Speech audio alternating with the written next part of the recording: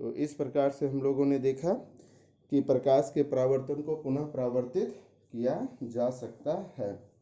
अब इसके बाद हमारा दूसरा जो है बहुमूर्तिदर्शी कैलाइडोस्कोप, यानी बहुमूर्तिदर्शी एक ऐसा प्रकाशीय यंत्र या खिलौना है जिसमें समान आकार के 3 आयताकार समतल दर्पण प्रिज्म के आकार में जुड़े होते हैं। तो यहाँ पर हम एक छोटा सा प्रिज्म का व्यवस्था किए थे और हो सकता है कि यह वीडियो चूँकि मोबाइल सेट करते समय जो है वीडियो कटिंग हो गई होगी, तो सेकेंड वीडियो उसी का एक भाग आपका बन जाएगा, क्योंकि हमको लगता है कि यह आप लोग का दूसरा वीडियो चालू हो गया है, यानी जो पहला वीडियो था भाग 3 का ही ये है। तो बहुमूर्तिदर्शी का मतलब हो गया कि बहुत सारे मूर्तियों को हम दर्शन कर सकते हैं। तो अब यहाँ पर हम लोग प्रिज्म के बारे में थोड़ा सा जानकारी लेंगे कि बहुमूर्तिदर्शी जो होता है वो कैलाइडोस्कोप का होता है। बहुमूर्तिदर्शी एक ऐसा प्रकाशीय यंत्र या खिलौना है जिसमें समान आकार के 3 आयताकार दर्पण, 3 आयताकार जो है, अगर दर्पण को हम लोग इस तरह 3 आयताकार दर्पण जो है, समतल दर्पण प्रिज्म के आकार 3 आयताकार है। अब इसमें हम लोग क्या करेंगे कि एक दर्पण को जो है हम लोग नीचे रखेंगे और दूसरा जो दर्पण होगा वो इस तरह का तिरछा होगा। तो ये आप देख सकते हैं कि एक दर्पण, 2 दर्पण और नीचे तीसरा दर्पण है। और अगर इस तरह का आकृति को हम बनाएंगे दर्पण में और किसी वस्तु को देखेंगे तो हमें बहुत सारे प्रतिबिंब, रंगीन प्रतिबिंब दिखाई देंगे। तो इसके लिए हमने जो है एक प्रिज्म का व्यवस्था किए हुए हैं और यह प्रिज्म जो है थोड़ा सा प्रॉब्लम हो सकती है, साफ नहीं दिख सकता है, तो ये अक्सर दुकान में मिल जाती है। आप इसे थोड़ा सा मैं वीडियो को ऐसे कर दूं तो आप यहाँ पर देखेंगे, मैं दिखाना चाहूँगा। देखते हैं कि जब मैं टॉर्च में इस तरह का प्रिज्म जो है अगर उसमें हम डालते हैं तो आप देखेंगे कि बहुत तरह के प्रतिबिंब बनते हैं। ठीक है, बहुत सारे प्रतिबिंब देख रहे हैं, लाइट का बहुत सारे प्रतिबिंब बन रहे हैं। तो यह बहुमूर्तिदर्शी होता है और इसमें जो पैटर्न जो होते हैं वो बहुत ही डिजाइन का बनते हैं जो काफ़ी खूबसूरत होता है। तो इस तरह से हम लोग जो है बहुमूर्तिदर्शी यानी कैलाइडोस्कोप का निर्माण हम लोग घर में भी कर सकते हैं। और इसमें अगर हम लोग रंगीन कागज़ का यूज़ करेंगे तो ये रंगीन ही दिखेगा, रंगीन बहुत सारे कलर का। अक्सर हम लोग मूर्तियों को सजाने के लिए इस तरह का एक बल्ब आता है और जैसे जैसे वो बल्ब घूमता है वो पूरे कमरे को बहुत सारे रंगों में बांटता है। इसके बाद हम लोग देखेंगे पेरिस्कोप। ठीक है, अब ये पेरिस्कोप क्या है?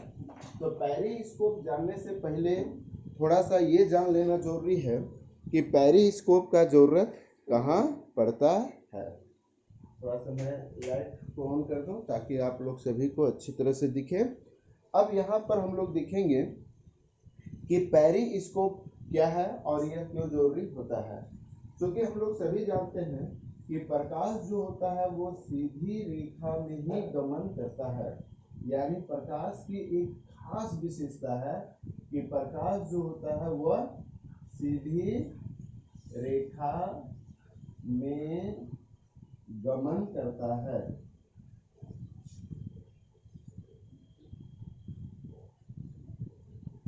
और इसी के चलते ही जो हमारे आँख के सीधे होता है हम उसी चीज को देख पाते हैं।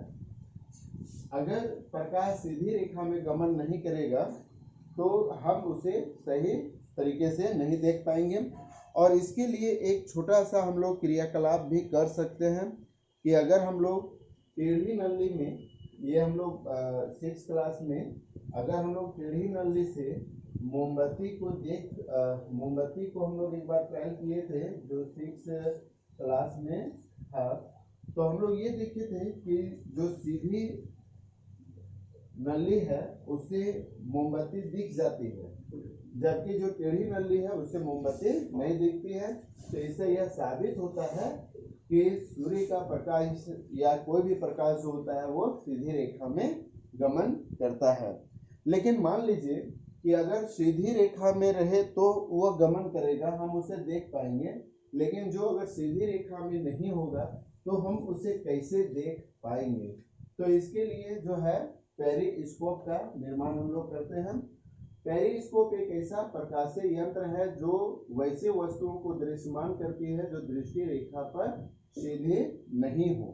ठीक है, जो सीधा नहीं हो तो उसे देखने के लिए हम लोग पेरिस्कोप का इस्तेमाल करते हैं। और पेरिस्कोप इस्तेमाल करने के लिए हम लोग इस टाइप का जो है एक अभी जो है चार्ट पेपर का कटिंग करके, जो कि आप यहाँ पर देख सकते हैं कि हमने इस टाइप का जो है बनाया है। ठीक है, और इस पर हम लोग क्या करेंगे कि दो समतल दर्पण जो है, इसे हम लोग अभी देखेंगे, थोड़ा सा हिल डुल रहा है।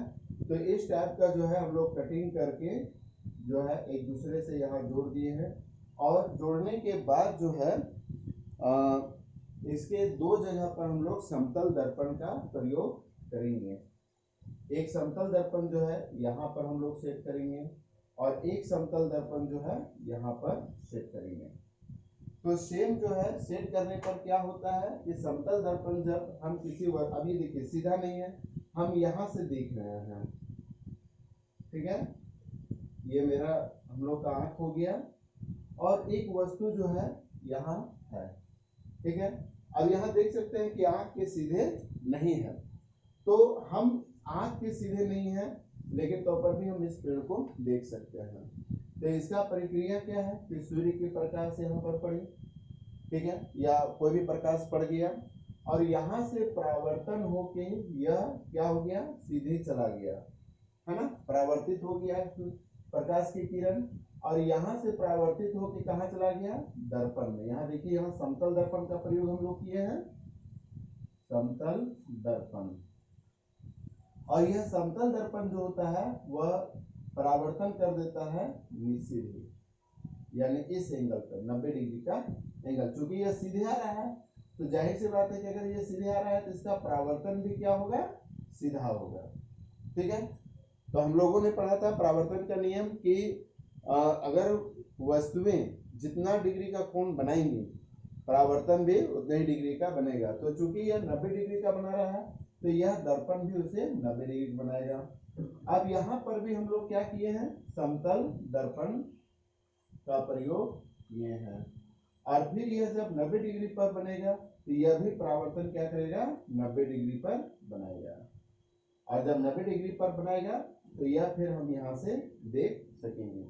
जैसे कि हम लोग इस टाइप का जो है थोड़ा सा हिल गया है, तो यहाँ पर हम लोगों ने हमने कोशिश किया है कि आप लोग को पेरिस्कोप जो है के द्वारा थोड़ा सा दिखाएं।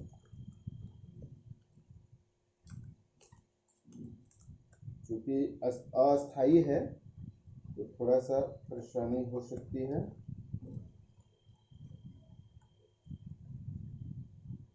ऐसे झारखंड शिक्षा परियोजना की ओर से सभी विद्यालयों में जो मिडिल स्कूल हैं और संभावना है कि प्राथमिक स्कूल में भी जो है ये होगा अस्थाई पेरिस्कोप। तो यहाँ पर हम लोग देख सकते हैं। तो आप क्या मुझे देख पा रहे हैं? मैं आप लोग सभी को देख पा रहा हूँ। आप यहाँ पर देखेंगे तो आप मुझे देख पा रहे हैं। प्राची इधर आ, तो आप देखेंगे, थोड़ा सा देखो तो क्या मैं दिख रहा हूँ कैमरा में? नहीं, अब आपका आँख थोड़ा सा दिख रहा है। दिख रहा है? आँख दिख रहा है, ठीक है, आँख ही दिखेगा क्योंकि बाकी पार्ट्स जो है इसके लिए बहुत बड़ा है, स्कोप थोड़ा सा बनाना नीचे, पड़ेगा। नीचे। हाँ। दिख रहे हैं, है ना। तो ये पेरिस्कोप हो गया, यानी इस टाइप का जो है, जो वस्तुएं सीधी नहीं हो तो हम पेरिस्कोप के माध्यम से देख सकते हैं। इसको आप लोग घर में भी बना सकते हैं। इसके लिए इस तरह का सेंचुरी पेपर ले लेंगे। सेंचुरी पेपर को गोल से काट के, और इस डिज़ाइन का जो है हमने कोशिश किया है आप लोग के लिए अस्थाई पेरिस्कोप बनाने का। मैं यहाँ से अपने घर की चीज़ों को भी देख पा रहा हूँ। जो वस्तुएं यहाँ पर हम देखेंगे तो यहाँ से वो वस्तुएं दिखाई पड़ेंगी। ठीक है, तो ये हो गया पेरिस्कोप बनाना। और आजकल वीडियो बना दिख रहा है बढ़िया से। हाँ। और आजकल जो है बहुत आधुनिक ढंग से पेरिस्कोप बनाए जा रहे हैं। ठीक है, जिसका प्रयोग अक्सर सैनिकों के लिए भी किया जाता है। सैनिक लोग जो है दीवार के उस साइड में है कि नहीं है, जो दुश्मन होते हैं, आतंकवादी होते हैं, वो छिपे रहते हैं। तो हम लोग पेरिस्कोप के माध्यम से जो है देख सकते हैं। जब शुरुआती तौर पर जहाज, पानी जहाज जब बना था, और पानी जहाज के साथ एक सबमरीन भी बना था। अभी बहुत हाई टेक्निकल सबमरीन है। और सबमरीन क्या होते हैं, वह पानी के नीचे जो है समुद्र के अंदर में चलते हैं। तो कभी वो क्या करते हैं कि सबमरीन जो होता है वो यहाँ से जो है एक पेरिस्कोप का प्रयोग करते हैं। और ये जो है यहाँ पर बैठे बैठे ही जो लोग होते हैं, वो जो यहाँ पर जो हमारे सैनिक होते हैं, वो यहीं से देख लेते हैं कि ऊपर में कोई जहाज तो नहीं आ रहा है, या अगर है भी तो किस तरह का है, वो हमारे देश का है कि दुश्मन देश का है। तो इससे वो देख सकते हैं। पेरिस्कोप पहले ये इस्तेमाल होता था, आजकल तो आपका जो है बहुत हाई टेक्निकल जो है पेरिस्कोप बनाया गया है। तो इस तरह से पेरिस्कोप का भी प्रयोग हम लोग कर सकते हैं। अब इसके बाद जो है हम लोग देखेंगे कि सूर्य का प्रकाश श्वेत है या रंगीन है। चूंकि यह छोटा सा है ना, इसलिए इसको हम लोग पढ़ लेते हैं। इसके बाद हम लोग जब भाग 3 पढ़ेंगे तो भाग 3 भी जो है कोशिश करेंगे कि भाग 3 में ये कंप्लीट हो जाए। तो चूंकि हम लोग सभी जानते हैं कि अगर हम लोग इसे थोड़ा सा प्रैक्टिकल करें तो हम लोग इसको पा सकते हैं कि वास्तव में जो श्वेत प्रकाश है, हमारा आगे का जो क्वेश्चन है, सूर्य का प्रकाश कैसा होता है।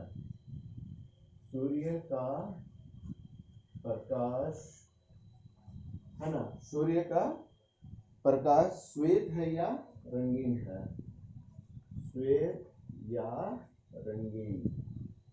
तो रंगीन कहने का मतलब, श्वेत मतलब हो गया सफेद, रंगीन का मतलब बहुत तरह का रंगीन होगा।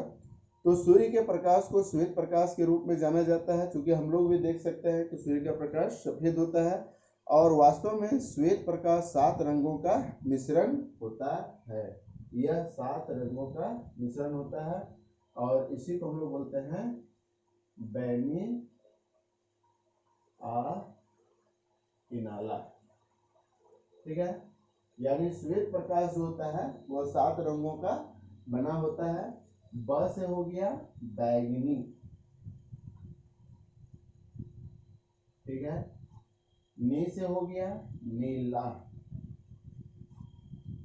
आ से हो गया आसमानी, हा से हो गया हरा, पी से हो गया पीला, ना से हो गया नारंगी, और ला से हो गया लाल। ठीक है, यह श्वेत रंग जो होते हैं उसका यह डिजाइन है। और ये सभी रंग मिलकर, यानी बैंगनी, नीला, आसमानी, हरा, पीला, नारंगी और लाल, ये सभी 7 रंगे मिलकर जो है वह श्वेत रंग बनाती है। तो इसके लिए हम लोग जो 7 रंगों में बढ़ता है, इसी को हम लोग इसको आप लोग उतार सकते हैं। बैनिया इनाला, बै से बैंगनी, नी से नीला, आ से आसमानी, हर से हरा, पी से पीला, ना से नीला, है ना। और पिनाला, पीला जो है थोड़ा सा ये इधर से कर देंगे तो अच्छा रहेगा। पी से पिल्ला, ठीक है। ना से नारंगी, ला से लाल, और इन्हीं सातों रंगों के मिलने से श्वेत रंग बनता है। और इसको और अच्छे ढंग से देखने के लिए अक्सर हम लोग जब सूर्य का जब सूर्य का रंग को देखने के लिए कि वास्तव में क्या यह 7 रंग का होता है, तो इसके लिए हम लोग क्या करेंगे कि अक्सर जो रैनबो देखते हैं, इंद्रधनुष देखते हैं, उस इंद्रधनुष में हम लोग जो है इन 7 रंगों को देख सकते हैं। अब क्या आप लोग को मालूम है कि इंद्रधनुष कैसे बनता है ना। तो चलिए इसके लिए हम लोग एक चर्चा करते हैं कि अक्सर हम लोग पृथ्वी पर रहते हैं, ठीक है। और यह बादल जो होता है वो आसमान में होता है, और देखेंगे कि रैनबो यानी इंद्रधनुष जो होता है वो वर्षा के बाद ही जो है ये बनता है। तो कभी कभी क्या होता है कि वर्षा की बूंदे तो जमीन में आ जाती है, लेकिन कभी कभी क्या होता है कि कुछ बूंदे जो होती हैं वो वायुमंडल में जो है लटक जाती हैं, ठीक है। और जब इसी बिंदु पर, इसी बूंद पर सूर्य की प्रकाश जब सीधी प्रकाश यहाँ पर पड़ती है तो यह इसको 7 रंगों में डिवाइड कर देती है। और यह 7 रंग जो होता है, इसी डिवाइडेशन को हम लोग बोलते हैं विक्षेपण, ठीक है। यानी यह बूंद जो होता है वो सूर्य के प्रकाश को 7 रंगों में बांट देता है, तो इसे हम लोग विक्षेपण कहते हैं। और यह आसमान जो होता है वो 7 रंगों में, आसमान एक पर्दा बनाता है और इस पर्दे पर जो है वो इंद्रधनुष दिखता है। वाकई में इंद्रधनुष जो होता है वो गोल होता है। क्यों गोल होता है? क्योंकि बूंद जो होती है वो गोल होती है, लेकिन चूंकि हम लोग पृथ्वी का जो है आधा हिस्सा ही आसमान का देख पाते हैं, इंद्रधनुष जो होता है वो हमेशा गोल होता है। आप अगर देखेंगे कि ये इस टाइप का है तो थोड़ा सा इमेजिन कीजिए कि अगर ये इस टाइप का गोल है तो ये नीचे भी गोल हो सकता है, लेकिन हम लोग पृथ्वी का आसमान का आधा ही हिस्सा हम लोग देख पाते हैं, इसलिए रैनबो का जो है आधा हिस्सा ही हमें दिखाई पड़ता है। यह एक प्राकृतिक घटना है जो अक्सर वर्षा के बाद जो है दिखाई पड़ता है, और इस तरह से हम लोग सूर्य के प्रकाश को 7 रंगों में डिवाइड करते हैं, ठीक है। और अगर इन 7 रंगों को थोड़ा सा फिर से अगर हम लोग रंगीन श्वेत रंग धारण करेंगे तो इसके लिए एक छोटा सा हम लोग प्रैक्टिकल कर सकते हैं कि एक इस तरह का प्रिज्म ले लीजिए और यहाँ से जो है टॉर्च के माध्यम से जो है एक सूर्य की रोशनी इस प्रिज्म में डालिए। ये प्रिज्म हो गया। तो प्रिज्म क्या करेगा, ये इसको 7 रंगों में डिवाइड कर देगा, है ना। अब हम लोग क्या करेंगे, यहाँ पर उल्टा प्रिज्म लगाएंगे, और यह उल्टा प्रिज्म जब लगाएंगे तो यहाँ पर क्योंकि स्रोत से जब सूर्य का स्रोत से जब प्रकाश निकलेगा तो यहाँ से विक्षेपण होके ये 7 रंगों में डिवाइड हो जाएगा। और जब हम लोग दूसरा प्रिज्म का, ये प्रिज्म 1, ये प्रिज्म 2, और जब दूसरा हम लोग प्रिज्म 2 पर उल्टा रखेंगे तो फिर यह जो है एक जगह पर मिलके यह फिर से श्वेत मिल जाएगा आपको, है ना। यानी जो सूर्य का प्रकाश जो है वह फिर जो है श्वेत मिलकर, यानी श्वेत से रंगीन और फिर रंगीन से श्वेत हम लोग प्राप्त कर सकते हैं। तो इस तरह से हम लोगों ने आज बहुमूर्तिदर्शी पेरिस्कोप प्रकाश को पुनः परावर्तित किया जा सकता है और रैनबो इंद्रधनुष के बारे में जान लिए। अब इसके लिए छोटा सा 2-4 प्रश्न हम लोग आप लोग सभी को बना लेंगे ताकि थोड़ा सा रिवीजन भी आप लोग का हो सके। तो आप लोग कुछ प्रश्न जो है वो मेरे व्हाट्सएप पर भेजेंगे, और वह क्या है कि पहला हो गया परावर्तन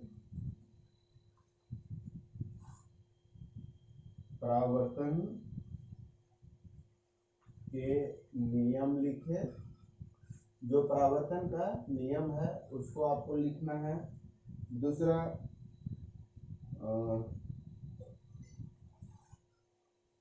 प्रिज्म से होकर प्रकाश विक्षेपण दर्शाइए। प्रिज्म से होकर प्रिज्म से होकर श्वेत प्रकाश का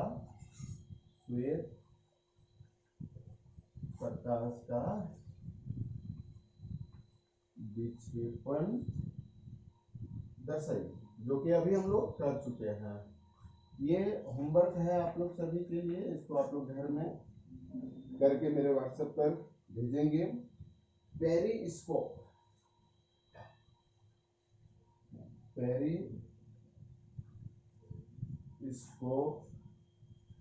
की संरचना का वर्णन करें, यानी पेरिस्कोप हम लोग कैसे बना सकते हैं उसका वर्णन करना है। और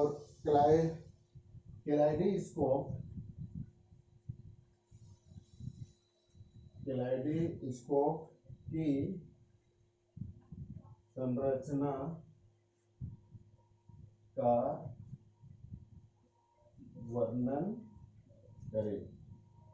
और एक और प्रश्न आप लोग को देख सकते हैं कि नियमित एवं विस्तृत